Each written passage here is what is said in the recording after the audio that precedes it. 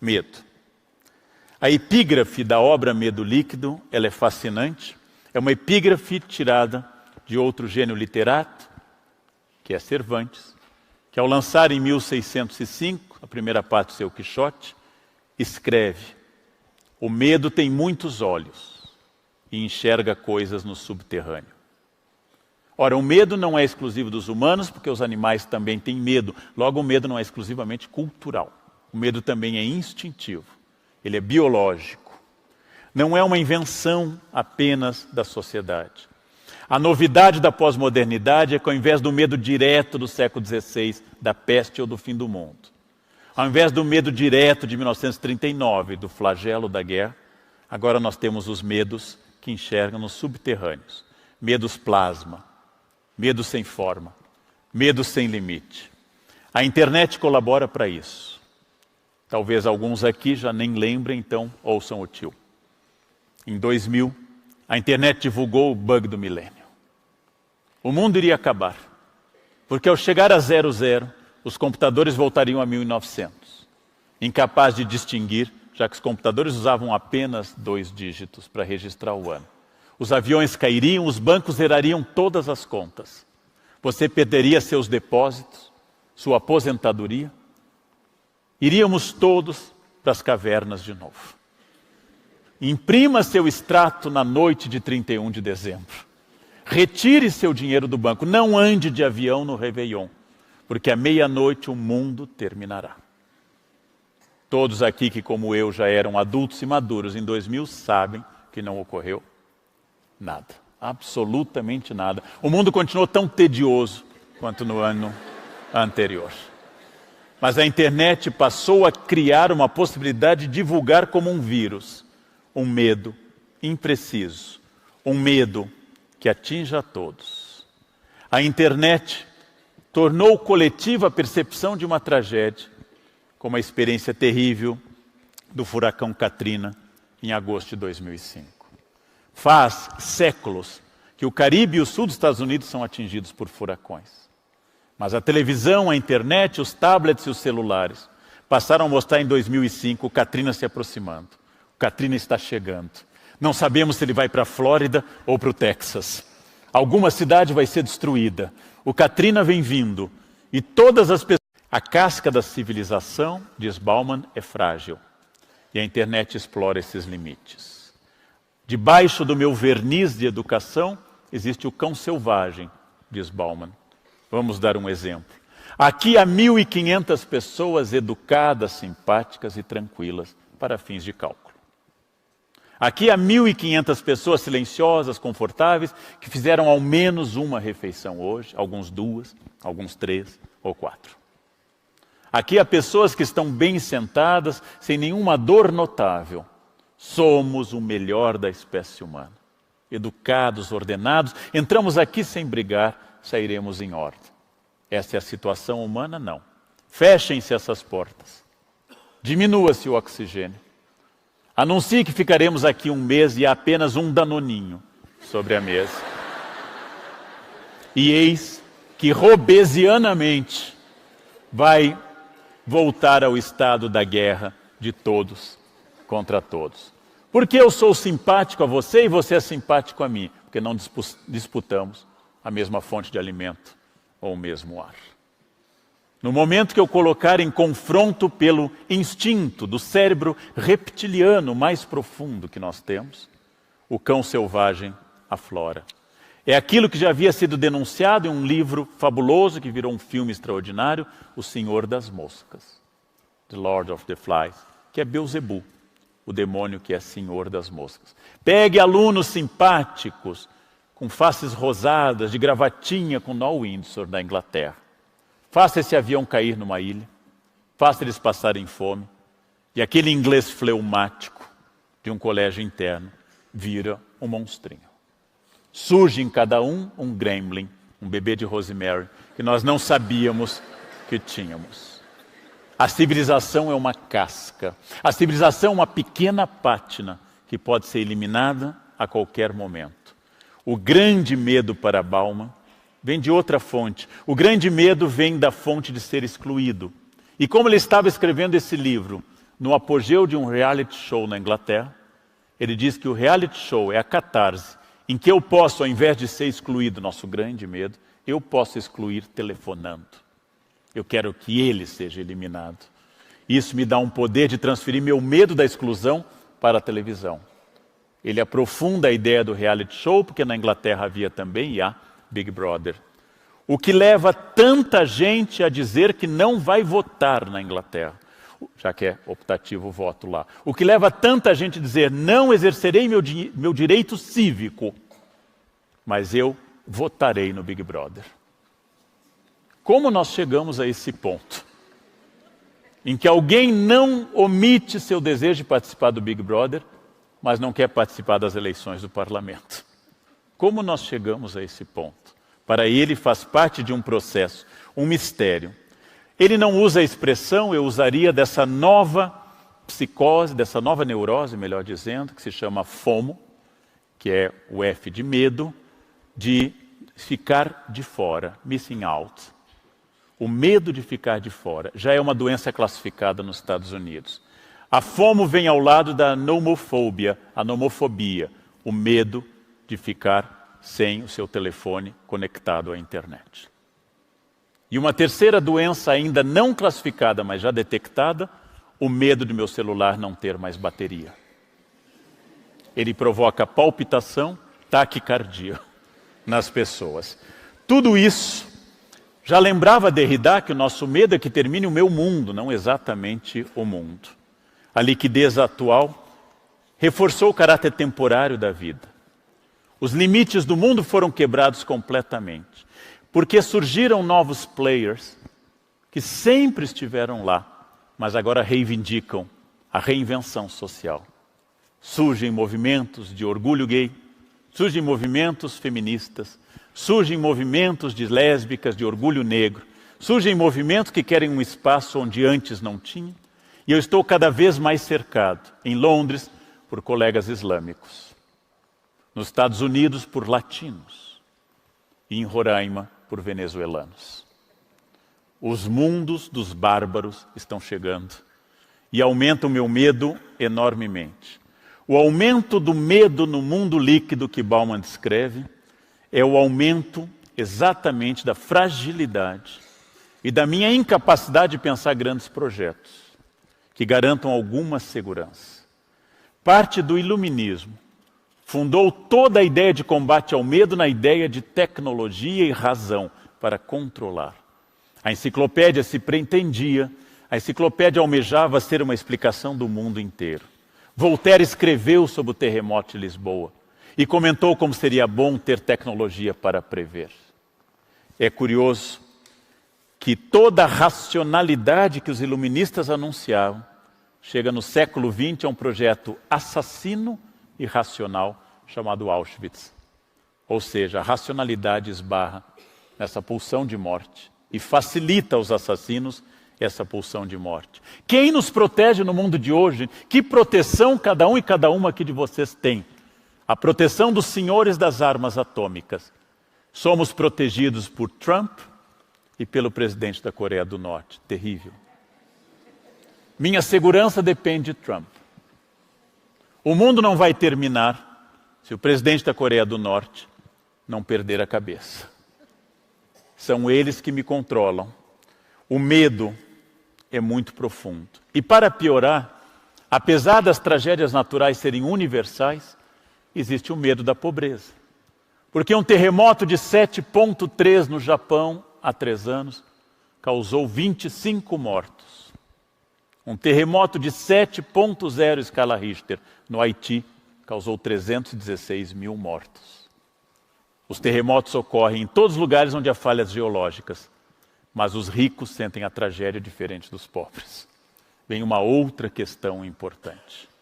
A chuva que eu admiro é diferente para quem vive à beira de um córrego não coberto.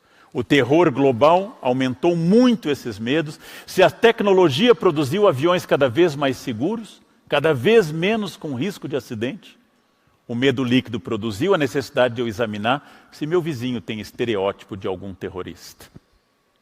Se meu vizinho tiver esse estereótipo, e estiver usando o computador em uma língua que pareça terrorista, eu começo a assustar. E aí vem uma grande questão para Bauman, que eu acho extraordinário. Qual é o problema do medo, gente? Se ele é histórico, se ele é inerente à espécie humana, se os homens das cavernas tinham medo, se os homens medievais tinham medo. O problema do medo atual é que, sendo ele subterrâneo, generalizado, como lembra Cervantes na epígrafe, faz com que eu abra a mão da minha liberdade para fugir do medo. Eu aceito que me examinem muito antes de entrar em um avião, porque afinal é terrorismo. Eu aceito viver em condomínios fechados. Eu aceito viver atrás de grades. Eu aceito que o Estado coloque câmeras, como em Londres, em todos os lugares. E essas câmeras filmam todos, eliminando a intimidade, eliminando a individualidade. Mas por que eu aceito essa barbaridade? Porque é isso ou o terror, é isso ou o ataque. E aí é muito interessante porque ele cita no seu livro que a nossa capacidade de entregar a nossa liberdade atinge um caso muito específico que todos aqui lembram, do brasileiro que foi assassinado no metrô de Londres pela polícia londrina. Não sendo um elemento perigoso, não estando armado, e como se sabe, sequer tendo corrido naquele momento, a polícia o executou em nome do medo, do terror, já que Londres acabara de viver um terrível atentado. E os londrinos lamentaram nos jornais. Os londrinos escreveram que era preciso mais treinamento para a polícia. Mas ninguém protestou, apenas alguns brasileiros estrangeiros, porque os londrinos diziam, foi uma tragédia, mas antes isso do que outra bomba no metrô. O medo nos tornou profundamente covardes, a confiança no Estado aumentou, porque nós queremos ser felizes a qualquer custo. Queremos ser felizes e seguros a qualquer custo. Fomos levados a crer que a felicidade está acessível a todas as pessoas, diferente do século XII, por exemplo. Queremos ser felizes, inclusive, invenção burguesa do XIX, queremos ser felizes no casamento. É extraordinário. É uma invenção burguesa do XIX. Desconhecida para a aristocracia francesa do XVIII, desconhecida no Império Romano. Eu devo amar a pessoa com quem eu estabeleci um contrato matrimonial. E para sempre. E cada dia mais. Ora, quem deixará de fornecer a um banco todos os seus dados privados? Se isso vai protegê-lo de um hacker ou de um ladrão. O banco pede que vocês deem tudo para protegê-lo de um invasor da sua conta. Quem deixará de dar a sua digital para aumentar a segurança? E aí uma coisa extraordinária para refletir, que não é de Bauman, mas nasce da ideia dele. O caso de Zuckerberg e Facebook, que Bauman não acompanhou, é um caso interessante. Todos ofereceram ao Face todas as informações. Todos deram ao Face onde andam, com quem andam, o que comem. Todos deram na sua rede social tudo. E agora dizem, Zuckerberg não está usando direito esses dados. Não é uma defesa de Mark Zuckerberg, mas é um pensamento que, antes dele manipular dados, nós, voluntariamente, entregamos todos esses dados. Eu registro o que compro, registro onde vou, registro, informo em São Paulo o meu CPF para o governo, informo tudo, comunico a todos, depois diz, o governo está muito invasivo da minha vida privada. É isso que é uma das marcas contemporâneas. Quando Bauman lembrou o famoso inverno do descontentamento, 78, 79, citação do Ricardo III, quando os ingleses fizeram muitas greves, isso possibilitou a ascensão de uma conservadora, Margaret Thatcher. Ele lembrou que os ingleses estavam insatisfeitos com os salários. E o resultado, levaram ao poder uma mulher que desmontou os sindicatos, que defendia os salários. Ou seja, voluntariamente eu faço isso. Voluntariamente eu penso exatamente nessa questão. No mundo líquido, para Bauman, o silêncio em nome da morte de Jean Charles de Menezes é o sinal criminoso que nós perdemos toda a humanidade em função do medo. Toda a solidariedade em função do medo. Deixamos de ser seres autônomos porque o medo nos domina. e pensamos antes segurança, depois direitos humanos. Quando eu passo a selecionar quem tem direito a direitos humanos, eu já cometo um erro brutal, porque é óbvio que se a palavra diz direitos humanos, qualquer pessoa que seja humana tem direito a ela. Todos têm, inclusive um senador da República. Todos são, no fundo, bem no fundo, mais fundo ainda, seres humanos. Os direitos humanos são para nós, para quem incorre no crime, para quem trafica, para quem comete um assassinato. Porque não é a defesa do crime, mas é a defesa da individualidade, a defesa de um direito fundamental. Para Bauman, outra coisa que está provocando tudo isso é que os intelectuais pararam de se engajar politicamente na busca de uma sociedade mais livre, mais respeitadora dos direitos humanos e passaram a apresentar apenas propostas políticas ou de engajamento político e não mais de reflexão. Citando Hegel, a famosa frase que também aparece no final de Blade Runner, a versão original, quando o replicante salva a vida de Harrison Ford, ele diz, citando Hegel, o diálogo do Senhor do Escravo, viver com medo é ser escravo. E para Bauman, nós nos tornamos voluntariamente escravos do nosso pavor, aceitando sermos prisioneiros nas nossas casas, aceitando o toque de recolher nas ruas, aceitando fechar os vidros, subir muros e contratar guardas, aceitando voltar à Idade Média, porque as invasões bárbaras estão ali, e aceitando que isso dê um lucro extraordinário para muita gente, porque há muita gente vivendo da indústria do medo. Junto à indústria de drogas, a indústria de armas é uma das mais prósperas do mundo. Eu, para ser salvo, a metáfora não é de Bauman, é minha, para ser salvo eu aceito qualquer salvo-conduto, inclusive a ponta do chicote. Para sair do buraco da insegurança eu pego o que me jogarem, inclusive a ponta do chicote, aceitando o controle em nome da segurança.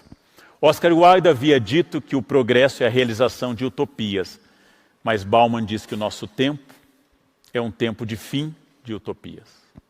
Nós não usamos mais, como desde o século XVI, Thomas More havia instituído, o progresso de uma sociedade instituída como um modelo que deve corrigir o presente. Ao invés da reforma social, diz Bauman, e coletiva, instituímos espólios de competição individual apropriados. A retrotopia, título do seu livro póstumo, nasce e provoca 4 questões que eu apenas indicarei porque não é o nosso objetivo. Primeiro, voltamos a Hobbes e a crença no caráter destrutivo do projeto social. A guerra permanente. Não há mais um Leviatã, mas centenas de pequenos Leviatãs autoritários. Não há mais um grande Leviatã, uma grande ditadura mundial arriscando o mundo como o nazismo.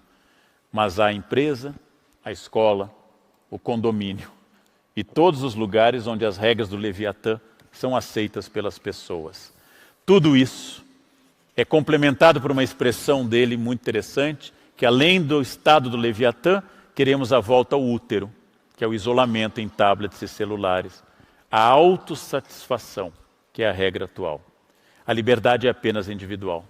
O útero cria zonas de conforto, câmara de ecos, viés de confirmação e sala de espelhos. 4 expressões que o Bauman usa, mas que não são deles. Zona de conforto, onde eu só escuto pessoas que concordam comigo. Viés de confirmação, porque todo mundo diz, no meu grupo, que determinado político é a salvação do Brasil. Câmara de eco, porque eu digo, viva fulano, e as pessoas dizem viva, então eu entendo que é coletivo. E acima de tudo, o viés do espelho, onde eu só olho a mim narcisicamente, que é a volta ao útero. Redes sociais são, por excelência, a volta ao útero. O medo é perder a única coisa que parece valer no mundo líquido, a individualidade, nossa liberdade, nossa promessa de felicidade que se realiza na reconstrução nostálgica de um mundo que jamais existiu. Infelizmente, a construção desse passado retrotópico para Bauman não é a fantasia de blindagem diante o real, mas é o processo de impedir um avanço e uma solução mais ampla. A retrotopia é uma nostalgia deletéria, danosa, que impede que eu sonhe com o futuro, idealize o passado que não voltava, quando na minha infância todos eram gentis, quando numa infância ninguém jamais foi assaltado, quando na minha infância não tinha essa sacanagem, quando na minha infância todos andavam por São Paulo com cestas de morango distribuindo às pessoas, felizes, absolutamente felizes. Nosso hábito de reinventar o passado como um espaço utópico, negando a utopia de futuro, faz com que Bauman cite a frase de um homem, certamente mais à direita do que ele, apesar de ser do Partido Democrata. Ele cita o discurso de posse de Roosevelt: só devemos temer o próprio medo. Porque ele acha que Roosevelt tocou no ponto. Qual é a única coisa que pode te destruir? Qual é o único processo que pode te afastar da sua liberdade? É o teu medo. É o teu medo. Quando eu fico mais enfático, eu uso o tu de novo do Rio Grande do Sul. É quase um ato reflexo. Só o teu medo é teu inimigo. Porque só o teu medo é a barreira diante da felicidade, da liberdade e da entrega ao outro. As retrotopias significam, acima de tudo, instituir o medo como meta, o isolamento do útero e as câmaras de eco. Só devemos temer nosso medo, voltando a Roosevelt. Só podemos ser impedidos por nós mesmos. Só podemos vencer a nossa sociedade. Frases de Bauman, adjetivos baumanianos: desigual, violenta, racista, misógina, homofóbica, excludente, pela superação do medo. Só sairemos da caverna platônica, reatualizando uma metáfora de Platão. Só sairemos do fundo da caverna onde vemos projeções no fundo, onde vemos imagens fantasiosas. Não temos nenhuma clareza de olhar se nós pudermos novamente sair à luz do dia, novamente reconhecer em cada um uma parte indispensável da humanidade, com iguais direitos a mim. Saímos das câmaras de eco, saímos dos vieses de confirmação, saímos das bolhas epistêmicas que reforçam tudo aquilo que eu penso, saímos dessa caverna retrotópica, que, incapaz de pensar o futuro, reconstrói o passado, e incapaz de estabelecer laços sociais sólidos, se refugia nas redes sociais. Incapaz de abraçar, manda coraçõezinhos cafona para todas as pessoas. Incapaz de ter um contato pessoal, inunda o mundo de um bom dia antipático, onipresente, inútil e gelado.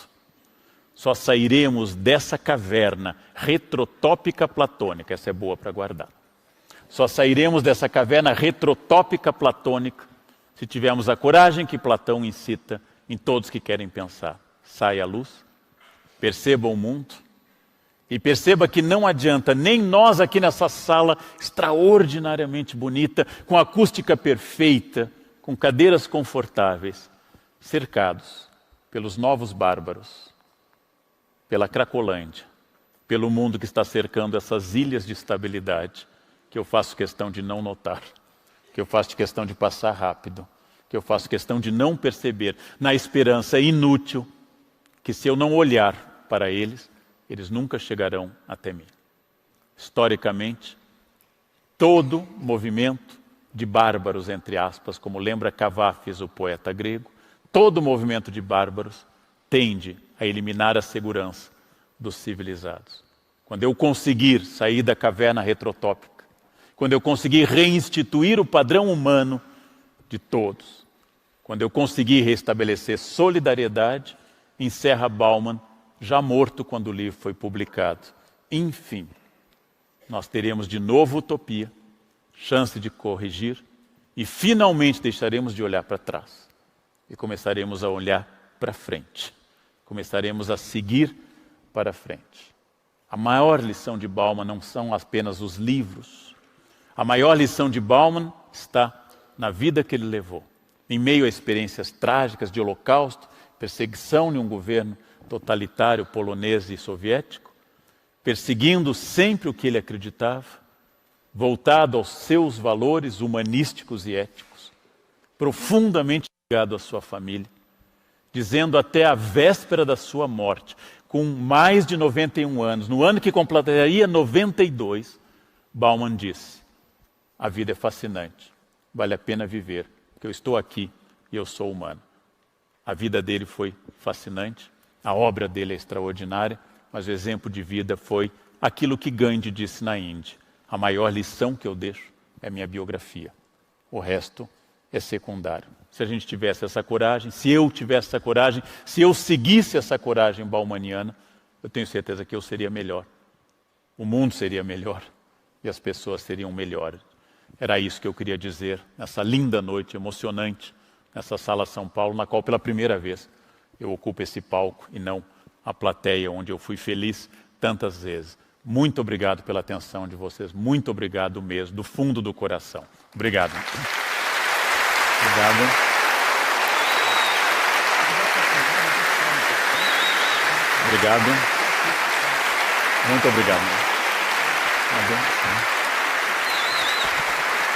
Obrigado.